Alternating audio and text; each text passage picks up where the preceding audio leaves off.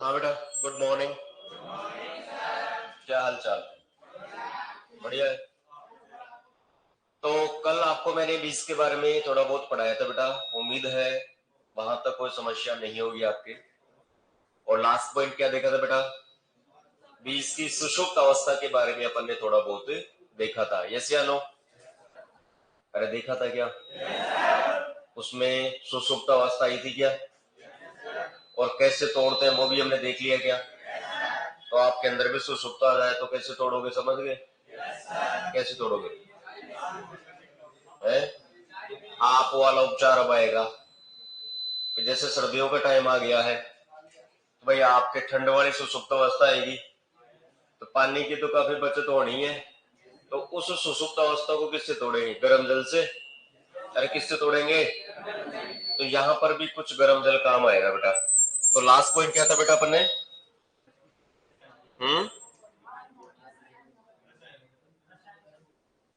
रसायनों के।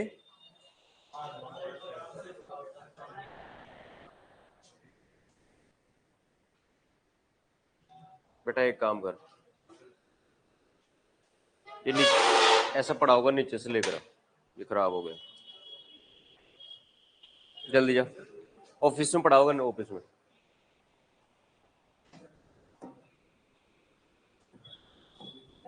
लिखो बेटा।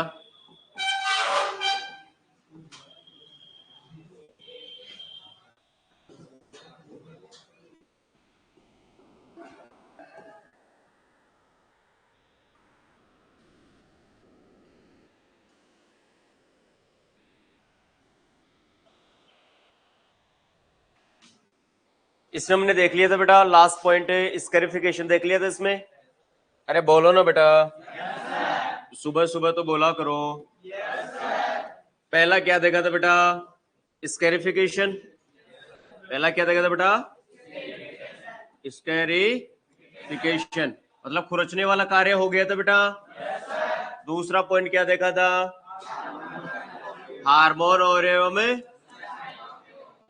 हार्मोन एवं रसायनों का। यहां तक कोई डाउट बेटा? हार्मोन हमने कौन कौन से देखे थे? कौन सा हार्मोन देखा था? जिब्रेलिक अम्ल और इथाइलिन। कौन सा देखा था बेटा? अब नोट डालो, एक यहां पर नोट डालो कि जिब्रेलिन हार्मोन होता है ना बेटा। आ जाओ आ जाओ, रसायन लिखा दिया था बेटा। हाँ तो नीचे नोट डाल लो बेटा।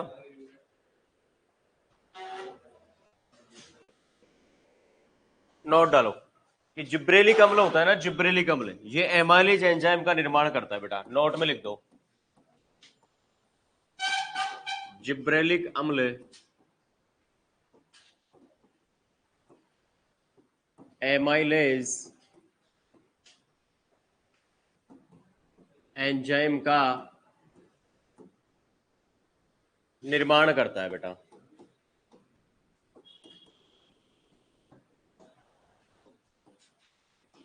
ये लाइन लिख दो।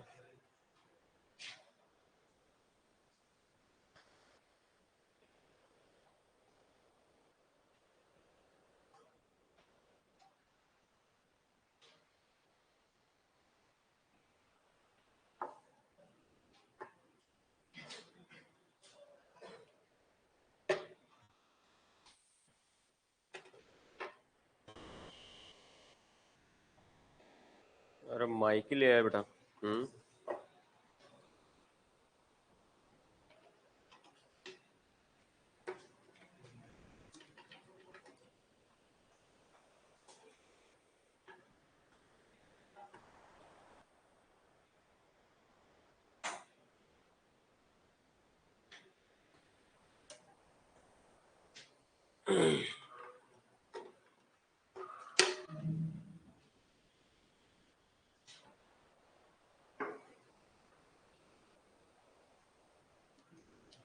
हाँ बेटा लिख दिया।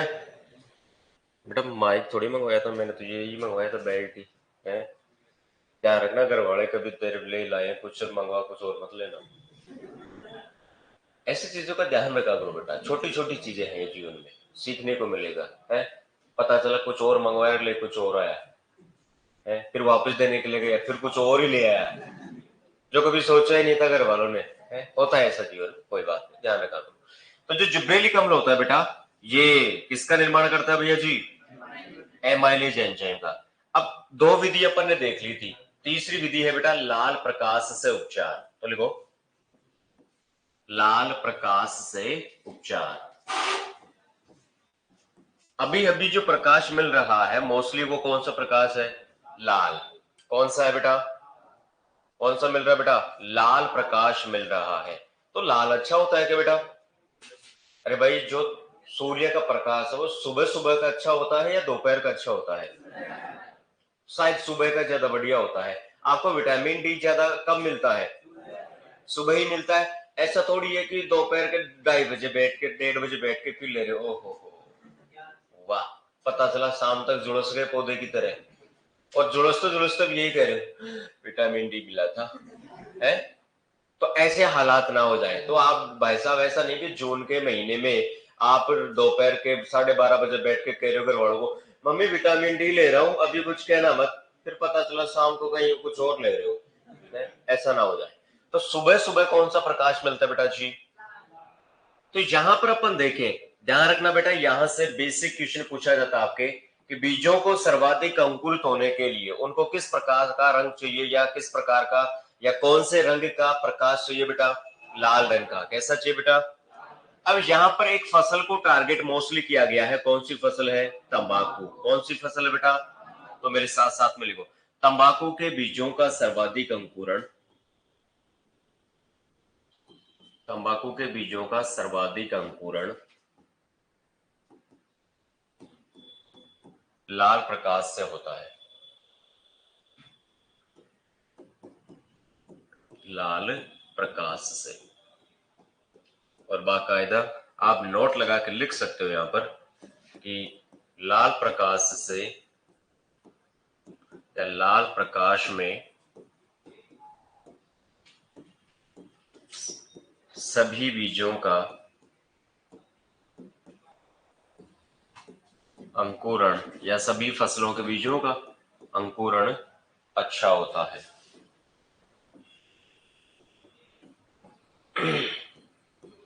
लिखो बेटा, अंकुरण क्या होता है इनका? अच्छा होता है।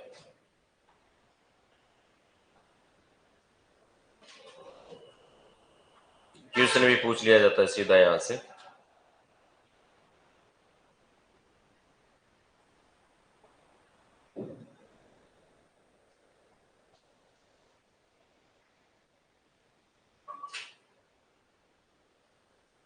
हो गया बेटा? अब देखो, अब मान लीजिएगा कि आपके दिमाग में, आपकी खोपड़ी में आया कि साहब ये रसायनों का और हार्मोन के द्वारा खर्चा ज्यादा लगता है, तो भाई हमारे पास तो पैसा नहीं है और हम पैसा भी खर्च नहीं करना चाहते और हम इलाज भी चाहते हैं, तो कोई देसी जुगाड़ भी होता है क्या बेटा? अरे मान लो कि घर में कई बार ऐसा होता है कि भाई इस कार्य को करेंगे तो पैसे ज्यादा लगेंगे, तो हम कोई जुगाड़ अपनाते हैं जिससे वो कार्य भी हो जाता है और पैसा भी खर्च नहीं होता। तो इसमें भी कोई जुगाड़ है क्या? क्या हो सकता है? इसमें देखेंगे हम गर्म जल, मतलब ताता पानी। देखो, गर्म जल से उपचार करेंगे बेटा, नंबर 4 पे कौन सा आता है? गर्म जल से उपचार। कैसे करेंगे एक बार इसको समझे बेटा। गर्म जल से उपचार करेंगे भाई, अपन ने लिया एक पात्र। क्या लिया बेटा? एक पात्र। इसके नीचे क्या लगा दी? आग। क्या लगा दी बेटा? इसमें क्या भर दिया? पानी। क्या भर दिया बेटा? पानी। अब इस पानी को मैं कितने समय के लिए गर्म करूंगा? 5 से 10 मिनट के लिए। और लगभग इसका जो टेम्परेचर है वो बेटा कितना हो जाता है? 50 से 55 डिग्री सेल्सियस। मतलब मैंने इस जल को कितने समय तक गर्म किया? 5 से 10 मिनट के लिए। तो उस पानी का टेम्परेचर कितना हो गया बेटा जी? 50 से 55 डिग्री सेल्सियस। अब मैं जो भी बीज लगा रहा हूं उस बीज को मैं किस में डाल दूंगा? इसके अंदर डाल दूंगा बेटा। जैसे मान लो गन्ने की मैं बात करूं, किसकी बात करूं मैं? गन्ने की। तो भाई गन्ने के बुआई के रूप में क्या काम में लेते हैं? टुकड़े काम में लेते हैं क्या? उनको अपन क्या कहते हैं? केन। क्या कहते हैं बेटा? तो आपने सुना होगा कि गन्ने में भाई साहब लाल सड़न रोग होता है, मतलब गन्ना पूरा सड़ जाता है। क्या हो जाता है बेटा? तो उस रोग से बचाने के लिए गन्ने के टुकड़ों को हम पहले किससे उपचारित करते हैं? गर्म जल से। किससे उपचारित करते हैं? तो उसमें जो कवक फफूंद वगैरह है ना बेटा, वो समाप्त हो जाती है। क्या हो जाती है बेटा? और उन टुकड़ों को आराम से अपन क्या कर सकते हैं? अभी बुआई कर सकते हैं। अब हमने पहले ही उसका उपचार कर दिया, अब रोग हो गया क्या बेटा? अरे इसमें ज्यादा खर्चा आया क्या बेटा? तो देसी जुगाड़ है कि नहीं है? अब ये जो विधि है वो किसने बताई? जेंसन नामक एक वैज्ञानिक थे। कौन थे बेटा? विधि समझ में एक नहीं? गर्म जल करते हैं कितने समय के लिए? 5 से 10 मिनट के लिए। और भाई साहब उसका जो टेम्परेचर है वो कितना हो जाता है बेटा? 50 से 55 डिग्री सेल्सियस। तो लिखो, इसके पापा कौन है बेटा? पापा कौन है बेटा? जैनसन। पापा कौन है बेटा इसके? जैनसन। और इन्होंने बताया कि भाई साहब इस विधि में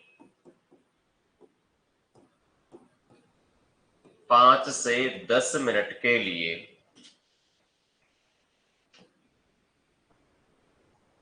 जल को 50 से 55 डिग्री सेल्सियस तक गर्म करते हैं। एक और विधि लिख सकते हैं, गन्ने में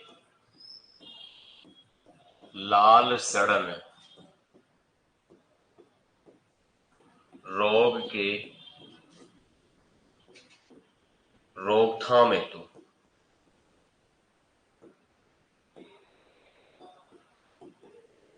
यह विधि काम आती है।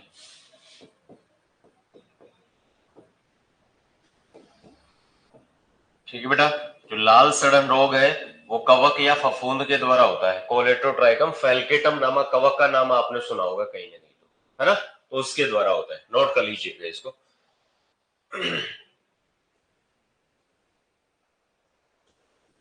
तो गर्म जल से भी हम क्या कर सकते हैं बेटा? उपचार कर सकते हैं बीजों का।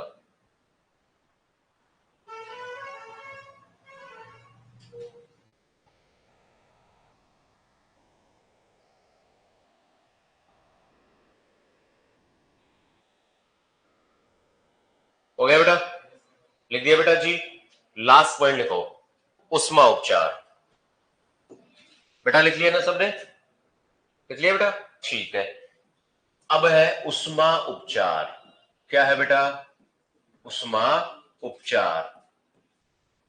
उष्मा उपचार का तात्पर्य क्या है बेटा? कि भाई आपने देखा होगा कि मैं जनवरी से लेकर दिसंबर माह तक की बात करूं। सुनो बेटा, बेटा पीछे सुनो मेरे शब्दों को, जो अमृत के समान हल्का, बहुत काम आएगा जो है। जनवरी से यदि मैं दिसंबर माह की बात करूं तो सबसे ज्यादा टेम्परेचर किस माह में होता है? मई जून के आसपास होता है ज्यादा। अब जून के महीने में भाई साहब यदि किसी वस्तु को अपन बाहर रखें तो वो झुलस कर उसकी हालत खराब हो जाती है क्या? तो उस धूप में, मतलब उस समय तापमान लगभग 50 डिग्री सेल्सियस होता है क्या? तो जितना हमने गर्म किया है ना, उतना तो नेचुरल तरीके से तापमान सूर्य भगवान हमें दे रहा है। तो उस धूप में यदि अपन बीजों को रख देंगे तो बताओ सुसुप्त अवस्था टूटेगी कि नहीं टूटेगी रे? तो उसमें उपचार में कोई खर्चा आया क्या? ये विधि किसने बताई? इसके पापा कौन है बेटा? अरे भाई कौन है? लुथरा। इसके पापा कौन है बेटा? तो लिखो इसमें, इसके पापा है लुथरा। क्या हुआ बेटा, फोन आ गया क्या? घड़ी घड़ी घड़ी बजी है क्या या कुछ और बजा है? अच्छा हुआ घड़ी बजी। इसमें देखेंगे गर्मियों या जून के माह में बीजों को धूप में रखकर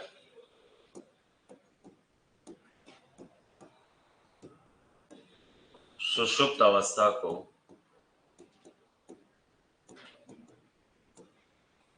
तोड़ा जाता है।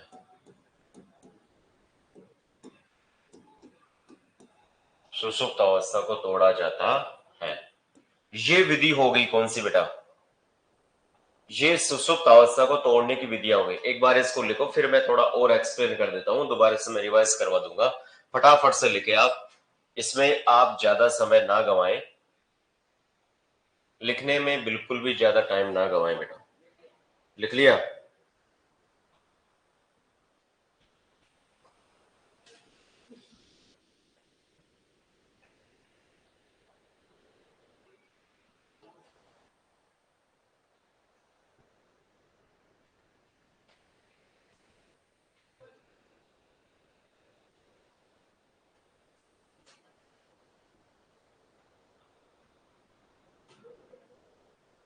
हो गया बेटा? अब सुनो, यहां से सबसे ज्यादा इंपॉर्टेंट क्वेश्चन बनता है, मैं आपको जानकारी के लिए बता दूं। तो सुसुप्त अवस्था को तोड़ने की कुछ विधियां देखी, जिसमें सबसे पहले देखा कि यदि मोटे दाने या मोटे आकार वाले बीज है, उसमें अपन स्केरिफिकेशन काम में लेते हैं क्या? स्केरिफिकेशन का मतलब हमने देखा खुरचना। क्या देखा बेटा जी? पहला पॉइंट क्लियर है। जिसमें हमने दलहनी फसलों को लिया क्या?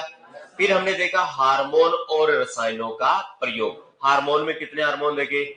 कौन कौन से? जिब्रेलिन और इथाइलिन। ज्यादा इंपोर्टेंट कौन सा है? जिब्रेलिन। तो बीजों की सुसुप्त अवस्था को तोड़ने के लिए सबसे ज्यादा काम में आने वाला जो हार्मोन है बेटा, वो कौन सा है? 1000 पीपीएम काम में लिया क्या? कोई डाउट? इथाइलिन हाइड्रोलिन भी लिया क्या? वो भी 1000 पीपीएम लिया क्या? रसायन में हमने क्या क्या काम में लिया बेटा? थायो यूरिया। तो आलू की सुसुप्त अवस्था को किससे तोड़ा बेटा? थायो यूरिया से। कितना परसेंट? 0.1 या फिर 1%। वो हेक्टेयर के हिसाब से लिया जाता है इसमें, ठीक है। फिर हमने देखा कि भाई साहब हमें जल्दी सुसुप्त अवस्था को तोड़ना है, तो क्या काम में लेंगे? Potassium nitrate. क्या काम में लिया? अरे KNO3 काम में लिया कि नहीं? कितना परसेंट लिया? 1 से 3%। कितना लिया? फिर आता है कि साहब कपास की सुसुप्त अवस्था को तोड़ो, तो उसके लिए हमने काम में लिया सल्फ्यूरिक एसिड। क्या काम में लिया? और कितना परसेंट था बेटा? कोई डाउट है क्या? 100%। फिर हमने देखा उष्मा उपचार, गर्म जल से उपचार। ये विधि होती है यहीं पर खत्म। मतलब कोई डाउट नहीं बेटा यहां तक? नेक्स्ट चलते हैं और अब लिखो उत्तम बीज के गुण और उनकी विशेषताएं। यहां से भी बहुत खूबसूरत क्वेश्चन बनते हैं बेटा। उत्तम बीज के गुण व विशेषताएं।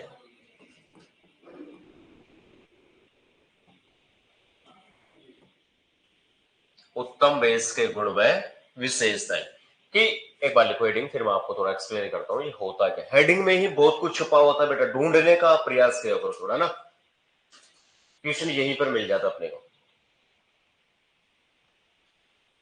लिखे? समझो। उत्तम बीज, देखो बेटा खुद ही कह रहा है कि हम जो बीज ले रहे हैं ना, वो कैसा है? एक तो सामान्य है और एक उत्तम है। ज्यादा बढ़िया कौन सा होगा? क्यों होगा भाई? क्योंकि उसमें गुण क्या होंगे? अच्छे गुण होंगे उसमें। आपने जैसे एनिमल हस्बेंड्री, डांडा कल्चर में सुना होगा, उत्तम नस्ल के बैल, एक सामान्य नस्ल के बैल। तो उत्तम नस्ल के बैल से में क्या फायदा है? कृषि का कार्य अच्छा करेगा या गायों के साथ छेड़छाड़ ज्यादा करेगा? गायों के साथ नहीं, वो भाई साहब कृषि के साथ ज्यादा छेड़छाड़ करेगा, मतलब कृषि की क्रिया अच्छे से करेगा। तो यहां पर भी ऐसा ही कुछ काम है कि भाई साहब उत्तम बीज के जो गुण है, उनके गुण क्या क्या है और उनकी विशेषताएं क्या क्या होती है। हम कैसे पहचानेंगे कि उत्तम किस्म का बीज है? तो सीधी सी बात है, आपने एक सामान्य प्रकार का बीज लगाया और आपने लगाया एक उत्तम किस्म का बीज, तो पता चला इसकी तुलना में इससे हमें जो उत्पादन मिला वो कितना परसेंट ज्यादा मिला बेटा? पहला क्वेश्चन क्लियर है क्या? कि सामान्य बीज की तुलना में हम जो संकर बीज, एक तो संकुल बीज होता है, एक संकर बीज होता है बेटा। तो संकुल जो देसी होता है, संकर जो हाइब्रिड होता है। तो आजकल कौन सा बीज लगा रहे हैं? संकुल या संकर? संकर लगा रहे हैं ना बेटा। तो हमें ज्यादा उत्पादन किससे मिल रहा है? संकर से। इसका मतलब ये बीज कौन सा है? उत्तम किस्म का। कौन सा बेटा? तो इससे हमें उत्पादन इसकी तुलना में कितना परसेंट ज्यादा मिला? 10 से 15%। पहला क्वेश्चन कवर हो गया क्या बेटा? पक्की बात है क्या? तो लिखो फर्स्ट लाइन, फिर मैं आगे आगे चलता हूं समझाते हुए। देखो सामान्य बीज की तुलना में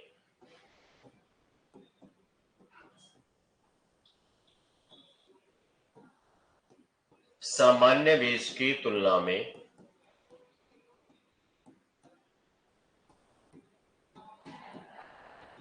उत्तम किस्म के बीजों से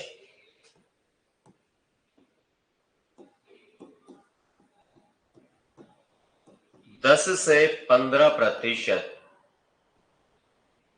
अधिक उत्पादन। वेरी वेरी इंपॉर्टेंट पूछा हुआ क्वेश्चन है बेटा, अधिक उत्पादन। ये लो भैया जी, फर्स्ट क्वेश्चन आपका कवर है। सारे क्वेश्चन को देखते हुए चलेंगे, छोड़ेंगे कुछ भी नहीं भैया जी, मैं पहले बता देता हूं आपको। आप छोड़ना चाहते हो क्या? छोड़ोगे तो भी हम छोड़ने नहीं देंगे आपको, क्योंकि उत्तम किस्म का बीज है और आप उत्तम किस्म के सांड हो। किस्म के हो या नस्ल के हो? अच्छा अच्छा, दोनों के हो। लिख दिया। अब ये तो एक छोटी सी बात कर ली कि भाई ऐसा ऐसा इसमें प्रोग्राम होता है। अब आगे चलूं क्या बेटा मैं? अब आगे आ जाओ, गुण क्या क्या है, विशेषता क्या क्या है। तो इसमें जो पहला पॉइंट आता है वो क्या कहता है कि भाई साहब आनुवांशिक शुद्धता। क्या आता है बेटा? आनुवांशिक शुद्धता। आनुवांशिक शुद्धता को अपन कहते हैं जेनेटिक प्योरिटी। क्या कहते हैं बेटा? Genetic purity. जेनेटिक प्योरिटी, इसको शॉर्ट में अपन जीपी भी कह सकते हैं क्या बेटा? क्या कह सकते हैं बेटा? जीपी। क्या कह सकते हैं बेटा? जीपी। अब देखो पॉइंट निकल के यूं आता है, मैं दो पॉइंटों को एक साथ लेता हूं बेटा। एक आता है आनुवांशिक शुद्धता और एक आता है बेटा भौतिक शुद्धता। कौन सा आता है? भौतिक शुद्धता। इसको हम क्या कहते हैं? Physical purity. क्या कहते हैं बेटा? Physical purity. शॉर्ट में क्या कह दो? पीपी। क्या कह दो बेटा? समझो दोनों को एक साथ। पीपी वो बचपन वाली गाड़ी है भैया, जो मेले से आप लाते थे 10 रुपए वाली। तो भौतिक और आनुवांशिक शुद्धता, बेटा कुछ समझ में आ रहा है? भौतिक शुद्धता क्या समझ में आ रहा है बेटा? हम्म, क्या बेटा? बाहरी क्या?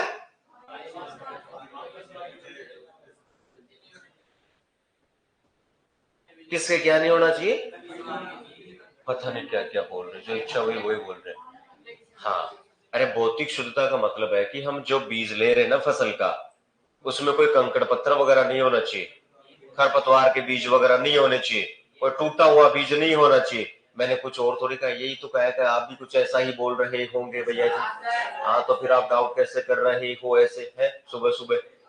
तो क्या बात है? अरे वाह छोरे, है इसको महिलाओं के वस्त्र पहना दो, है छमिया बना दो इसको, नालायक को। है लगता है बसंती बनने का बड़ा शौक है बेटा? आजकल ना बसंती की बड़ी बातें करता है, लगता है बसंत ऋतु में ही पैदा हुआ था। है फरवरी के माह में, ये फरवरी या मार्च के महीने में पैदा हुआ था, जब पत्ते जड़ते हैं इसका कुछ और जड़ा था। ऐसा होता है, प्रकृति का नियम है, इसमें कोई गलत बातें नहीं है बेटा, चलता रहता है इसमें। ठीक है, तो यहाँ पर बसंत पंचमी को छोड़ते हुए हम अभी माह में चलते हैं।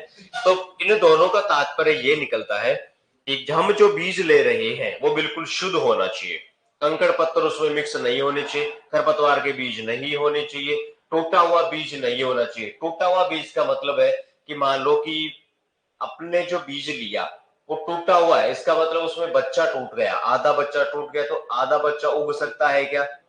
तो बच्चा पूरा होना चाहिए। बच्चा पूरा हुआ तो ही उससे क्या बनेगा? एक नया पौधा बनेगा। क्या बनेगा बेटा? तो मैं भौतिक और आनुवांशिक शुद्धता की बात करूं तो ये हमें 100% चाहिए। कितनी चाहिए बेटा? क्या मेरा पॉइंट समझ में आ रहा है क्या? तो भौतिक शुद्धता का मतलब तो ये हुआ कि अपन ने जितना बीज लगाया है उसमें से कितना बीज अंकुरित हुआ। जैसे मान लो कि मैंने 10 बीज लगाए और उसमें से पता चला कि 8 बीज अंकुरित हुए, तो वो निकल के क्या गई उसकी, समझ गए? ऐसा ही कुछ प्रक्रम इसमें से आ जाता है। इसमें भी अपन यूं देख लेते हैं, इसमें थोड़ा अपन ये आइडेंटिफाई कर लेते हैं कि अपन ने जो पहले बीज लिया, पहले भाई साहब देख लो कुछ इसमें गड़बड़ तो नहीं है ना। इसमें थोड़ा सा और एक्स्ट्रा देख लेते हैं कि बीजों को उगा कर देख लो। बीजों को क्या कर लो? उगा कर देख लो कि भाई 50 बीज आपने लगाए और उसमें से कितने बीज अंकुरित हो रहे हैं।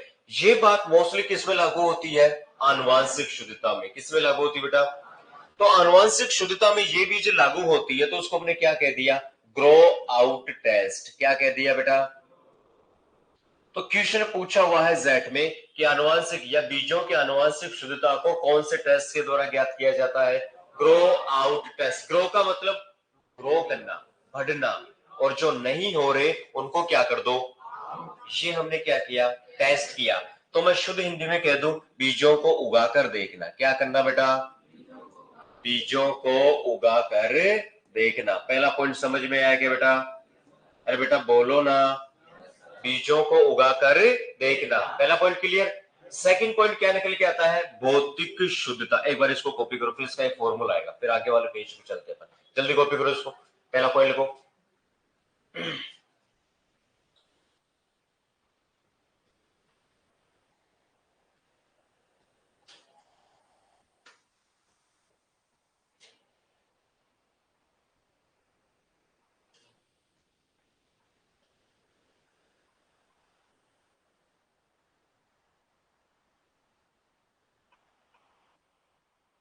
लिख दिया,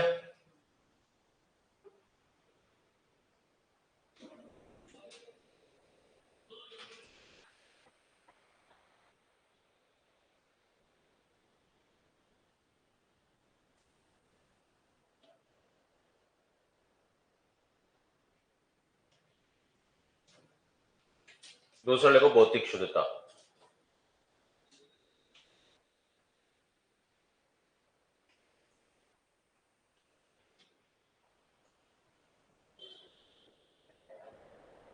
लिख दो आगे इसकी परफॉर्मेंस क्या क्या देता है ये, लिख दो बेटा। कुछ बच्चे लिख रहे हैं अभी,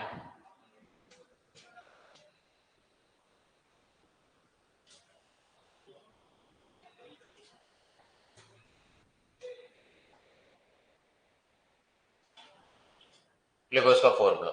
शुद्ध बीजों का भार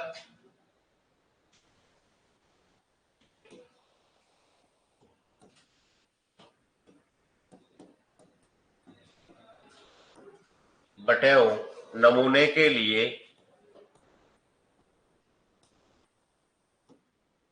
बीजों का भार इंटू 100। लिखो कि भाई साहब शुद्ध बीज अपन ने कितना लिया, उसमें से कितने बीज अंकुरित हुए या उनका भार कितना है, और 100%।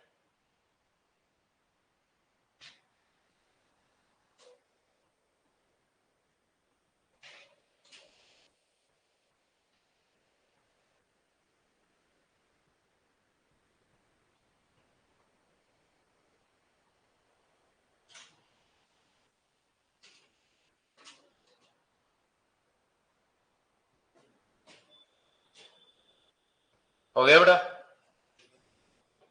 लिख दो शुद्ध बीजों का भार, शुद्ध बीज है वो उनका भार कितना है, और अपने नमूने के लिए, मतलब ये देखा है कि साहब थोड़ा सा टेस्ट करके देख लेते हैं, नमूना देख लो, नमूना ले लो थोड़ा सा इसका। जैसे मार्केट में आप जाते हो कोई चीज खरीदने, चखते हो क्या पहले, सेठ जी एक बार दे गए, है कि नहीं मीठा कुछ, तो उस मीठे के चक्कर में 100-150 ग्राम तो अंदर है, 100 ग्राम बाहर एक्स्ट्रा में चला जाता है। तो सेठ जी के तो भाई साहब दिन का 2-3 किलो तो यूं ही चला जाता है। जैसे सबसे ज्यादा ठेले वाले की निकलती है भाई साहब, गर्मियों में अंगूर में निकलती है सबसे ज्यादा। भैया अंगूर कैसे दे रहे हो, खासकर लड़कियां भैया, अब आगे वाला भैया पिघल जाता है क्या हो, अंगूर तो पिघलेगा, पिघले अंगूर भी देखता है, अच्छा अंगूर देखता है, बहन आ गई, वो खुद ही पिघल जाता है जो उनके वहां में। भैया पीले वाले कैसे हैं, फिर दुकानदार कहेगा नहीं बहन ये पीला नहीं हरा है, हाँ हाँ वही, वो मैं मजाक कर रही थी, अच्छा खाओ देखे कैसे है। तो 5-7 अंगूर अंदर, 5-7 क्या, मुझे तो लगता है 10-15 चले जाते होंगे। फिर वो तोल में यदि थोड़ा कम कर दिया तो एक गुच्छा है भैया डेली यही ले जाती हूँ मैं तो, चाहे वो पहली बार ही आई हो सिटी में है। पता चला भैया ने 800 ग्राम ही दे दिए 1 किलो के, घर जाके तोला तो पता चला 750 ग्राम ही निकले। फिर जाके वहां 25-30 मीठी मीठी हेल्पिंग वर्ब के साथ गालियां और देती है। फिर वो जो गुस्सा है ना वो कहीं और निकलता है, मतलब किसी और ठेले से अंगूर लिए, फिर वो गुस्सा दूसरे ठेले पे निकलता है। उस दिन मैं लेके गई थी 750 ग्राम ही दिया था। बहन कब आई थी ना उस दिन, वो आधा मंगलवार था।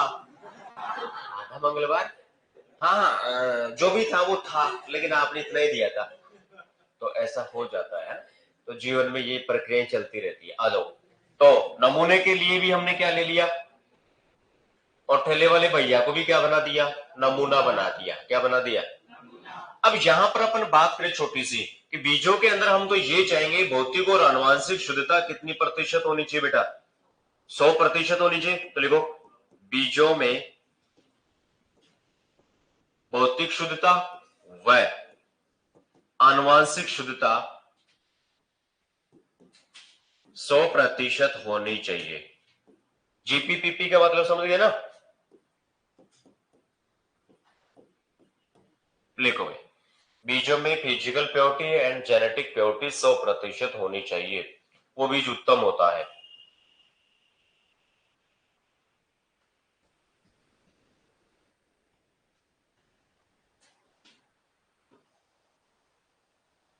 बेटा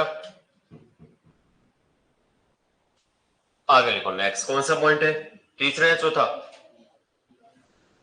तीसरा है। अब जैसे मान लो कि हम जो बीज ले रहे हैं उनका आकार हो गया, उनकी आकृति हो गई, उनका रंग हो गया, उनका रूप हो गया, ये भी देखना जरूरी है क्या। हिसाब किसानों को कौन सा बीज देंगे उसमें भी टैग अलग अलग होते हैं, लेबोरेटरी में कौन सा होता है वो अलग होता है। तो छोटे बीज होते हैं उनको हम कैसे देखेंगे कि ये बिल्कुल छोटा बीज है तो इसका रंग कैसा होगा, तो उसके लिए भी वैज्ञानिकों ने अलग अलग बातें बताई। तो नेक्स्ट पॉइंट निकल के क्या आता है, बीजों का आकार, आकृति एवं रंग किससे देखते हैं बेटा, बताओ भाई, कोई ना कोई लेंस तो होगा जिससे हम देखेंगे, बोलो ना बेटा। आवर्धक लेंस, कौन सा होता है बेटा, ये सारा का सारा प्रोग्राम हम किससे देखते हैं बेटा, आवर्धक लेंस के द्वारा। ठीक है बेटा, तो आवर्धक लेंस के द्वारा हम क्या क्या देखते हैं, बीजों का आकार हो गया, आकृति होगी, रंग रूप जैसा हमें चाहिए वैसा है कि नहीं, वो हम इसके ऊपर टेस्ट करेंगे।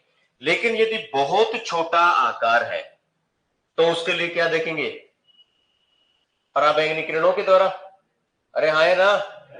तो अति सूक्ष्म बीजों का, तो लिखो बेटा, अति सूक्ष्म बीजों को,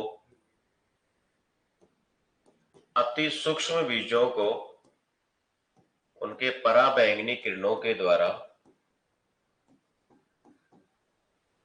पराबैंगनी किरणों के द्वारा। ठीक है बेटा, तो लिखो, पराबैंगनी किरणों के द्वारा।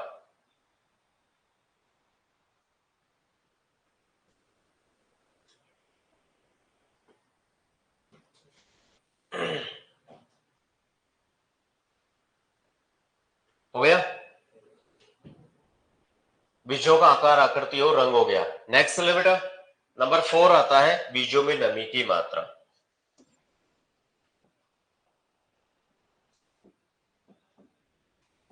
बीजों में नमी की मात्रा। अब देखो इस पॉइंट को समझना, यहां से तो बेटा आपके आईसीआर में भी क्वेश्चन पूछे गए हैं, जेट में भी यहां से क्वेश्चन पूछे गए हैं। होता क्या है पहले मैं एक्सप्लेन कर देता हूं, बढ़िया तरीके से सुनो। पॉइंट क्या लिखा हुआ है समझो इसको एक बार। बीजों में क्या है बेटा, नमी। अब मुझे ये बताओ कि बीजों में नमी ज्यादा हो वो अच्छी है या गलत है। गलत क्यों है बेटा, क्योंकि कई प्रकार के रोग फैल जाएंगे उसमें, सीधी सी बात है। कि जैसे मान लो कि आपने 10 बोरी गेहूं की खरीदी और भाई साहब उनको लाए और घर पर आपने रख दिया, पता चला उनमें नमी की मात्रा ज्यादा है, तो उनमें कवक, फफूंद, दीमक, कई प्रकार की चीजें लग जाती है क्या, और पूरी की पूरी जो गेहूं की बोरी है वो खराब हो जाती है क्या बेटा, तो नुकसान हुआ कि नहीं हुआ। तो वैज्ञानिकों ने क्या कहा कि भाई साहब जब भी आप खाद्यान्न फसलों का, दलहनी फसलों का, तिलहनी फसलों का, चारे वाली फसलों का, मसाले वाली फसलों का भंडारण करें तो उनमें इतने से ज्यादा नमी नहीं होनी चाहिए। इससे ज्यादा नमी होगी तो नुकसान होगा। तो उसी को हम देखेंगे। वहीं से आपके क्या पूछा जाता है, क्वेश्चन पूछा जाता है। फिर बात निकल के यूं आती है, बेटा आपने कभी सोचा हो कि अपन घर पे गेहूं की बोरियों को बंद करके बढ़िया तरीके से, बढ़िया व्यवस्थित तरीके से अपन घर पे रखते हैं, फिर भी वो खराब हो जाती है। लेकिन बेटा माल गोदामों में अपन जो खाद्यान्न रखते हैं वो खराब क्यों नहीं होता बेटा? पता है किस चीज का? अरे बड़े बड़े माल गोदाम होते हैं ना, स्टोरेज, फूड स्टोरेज, वो खराब क्यों नहीं होते बेटा? क्योंकि उनमें गामा किरणों को छोड़ा जाता है। जैसे मान लो कि ये रूम अपना बड़ा, इसमें अपन कोल्ड स्टोरेज इसको बनाना चाहते हैं, तो बढ़िया तरीके से पूरा व्यवस्थित कर दिया, नो डाउट। लेकिन इसके अंदर और क्या छोड़ेंगे? गामा किरणों को। किसको छोड़ेंगे बेटा? तो गामा किरणों के कारण उसमें जो फसल, जो खाद्यान्न वगैरह रखा है वो कभी भी खराब नहीं होता। क्यों? क्योंकि वो गामा किरणें एक तरह से एंटीबायोटिक का काम करती है कि भाई साहब कुछ भी रोग हुआ जड़ से खत्म कर देगी, होने ही नहीं देगी। तो याद रहेगा क्या? माल गोदामों में कौन सी किरणों को छोड़ा जाता है? इस चीज के लिए, जो फूड है उसको खराब होने से बचाने के लिए। तो लिखो यहां पर, देखो सीधा क्वेश्चन पूछ ले कि भंडारण के समय बीजों में नमी की मात्रा कितनी प्रतिशत होनी चाहिए? तो 10 से 15% अपन ले सकते हैं। कितना ले सकते हैं? अब मान लो ऑप्शन में ये दे दिया 10 से 12 है तो 10 से 12 ही आएगा, लेकिन ऑप्शन में 10 से 15 आ गया तो क्या मानेंगे? 10 से 15। तो फर्स्ट पहली लाइन ये लिखो, भंडारण के समय बीजों में, भंडारण के समय बीजों में नमी की मात्रा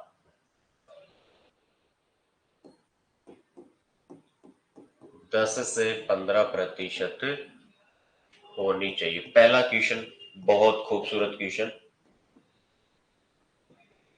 लिखो भंडारण के समय बीजों में नमी की जो मात्रा है वो कितने परसेंट होनी चाहिए बेटा? 10 से 15%। ठीक है ना? पहला क्वेश्चन बनता है यहां से, काफी खूबसूरत।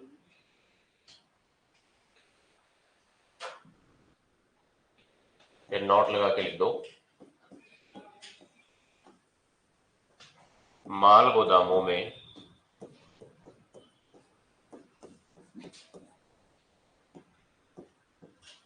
बीजों को अधिक समय तक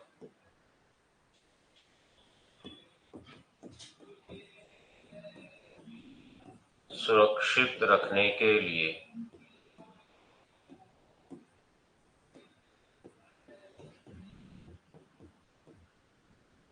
गामा किरणों को, कौन सी किरणों को? गामा किरणों को छोड़ा जाता।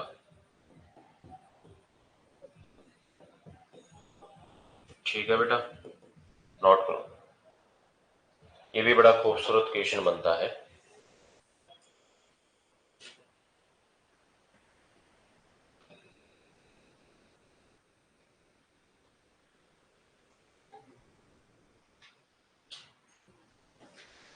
लिख दिया बेटा? साथ साथ लिख दिया, वेरी गुड। अब देखो अलग अलग फसलों में अलग अलग आएगी, एक बार सामने देखना बेटा। सबसे पहले मैं बात करूंगा खाद्यान्न की। किसकी बात करूंगा मैं? खाद्यान्न की। सेकंड नंबर पे किसकी बात करूंगा मैं? दलहन की। थर्ड नंबर पे मैं किसकी बात करूंगा? तिलहन की। किसकी बात करूंगा मैं? फोर्थ नंबर पे किसकी बात करूंगा मैं? चारे वाली। किसकी बात करूंगा मैं? चारे वाली। और नंबर 5 पे किसकी बात करूंगा मैं? मसाले वाली। मसाले वाली फसल तेरा नाम तो बता। अब देखो भाई, अलग अलग आएगा मामला। बताओ खाद्यान्न में कितना है बेटा? 10 से 12%। कितना है बेटा? दलहन में कितना है बेटा? 8 से 10%। तिलहन में कितना है बेटा? 6 से 8। इन तीनों में कितना आएगा बेटा? 6 से 8%। बात बैठी कि नहीं बैठी? सामने देखो एक बार। अभी मैंने क्या बताया कि भाई खाद्यान्न में सबसे ज्यादा है क्या? दलहन में 8 से 10 है क्या? तिलहन, चारे वाली, मसाले वाली, तीनों में कितना है बेटा? 6 से 8%। अब देखो यदि आपको दलहन और तिलहन में कंफ्यूजन हो कि भाई दलहन में पहले आएगा या तिलहन पहले आएगी, तो द से 2 और द से, तैन से 3 और तै से तिल। मामला बैठा कि नहीं बेटा? अरे कंफ्यूजन रहेगा क्या बेटा? 2 से 2, 2 दलहन, 3 से 3, 3 से तिलहन। मामला क्लियर है क्या? बना दो, फिर मैं क्वेश्चन लिखा देता हूं।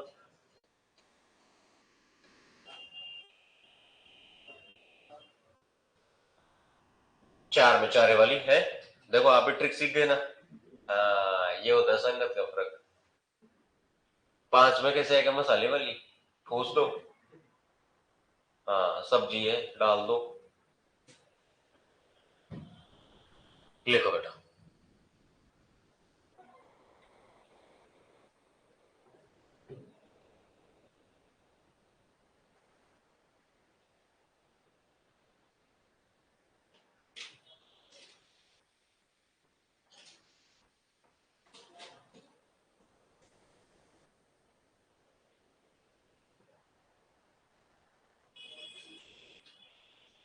लिख दिया बेटा? तो मैं ट्यूशन लिखा दूं फिर आप सभी को। भाई 5 लाइन है बेटा। लिख दिया? क्वेश्चन फर्स्ट आईसीआर में पूछा हुआ है ये क्वेश्चन। गेहूं के माल गोदामों में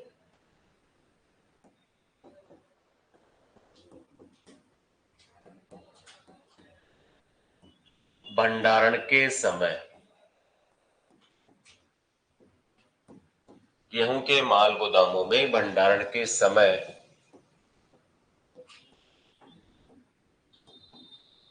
उपयुक्त नमी की मात्रा होनी चाहिए। बताओ भाई आंसर। 10 से 12%। ओके, तो लिख दो भैया जी, 10 से 12%। No doubt. सेकंड क्वेश्चन भी लिख लो।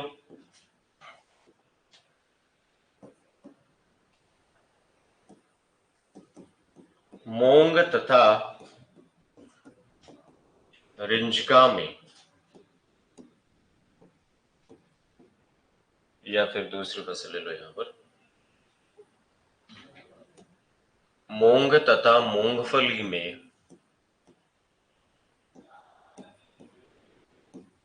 भंडारण के समय उपयुक्त नमी की मात्रा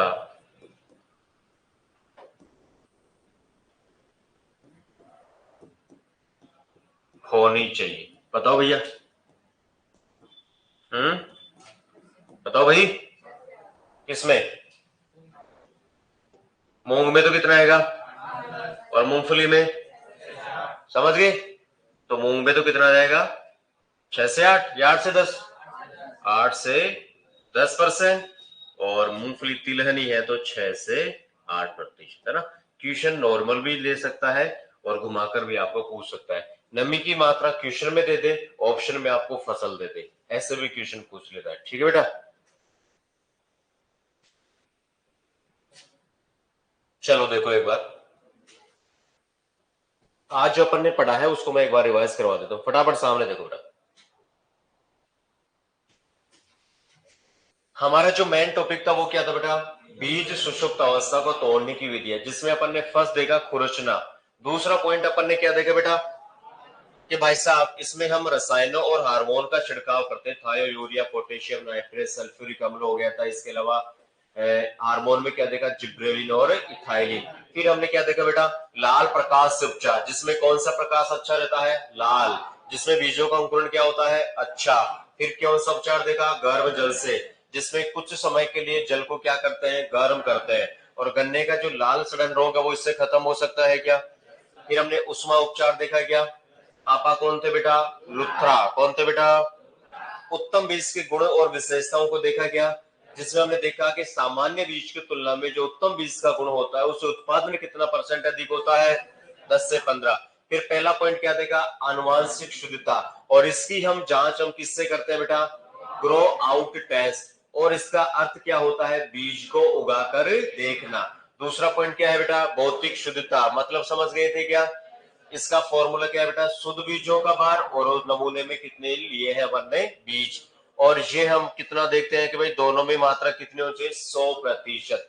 फिर देखा बीजों का आकार, आकृति और रंग, तो कौन से लेंस के द्वारा देखते हैं, और यदि बीज बिल्कुल छोटे आकार के हैं तो पराबैंगनी। फिर हमने क्या देखा, नमी की मात्रा सामान्य कितनी होनी चाहिए, 10 से 15। अलग अलग फसलों में देख लिया क्या बेटा, लास्ट में क्वेश्चन देख लिया क्या, बाकी कल इसको अपन कंटिन्यू करते हैं। Thank you.